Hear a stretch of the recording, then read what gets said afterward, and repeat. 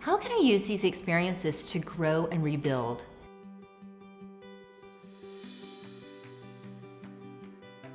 James 1 talks about how trials create perseverance, and perseverance has its perfect work. Think about how much you have accomplished, how much you've gone through. It has made you so much stronger. Think about how a seed, the only way it's going to turn into a wonderful plant is after dying. You think about the longleaf pine ecosystem.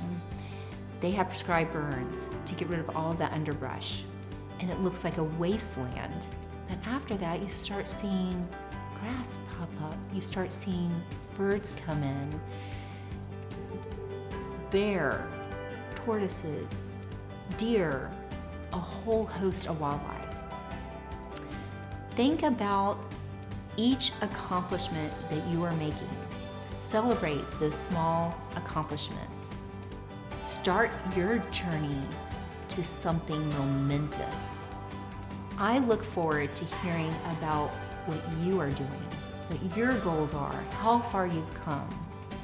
Realize that your situation can be turned into something magnificent that can make a huge impact.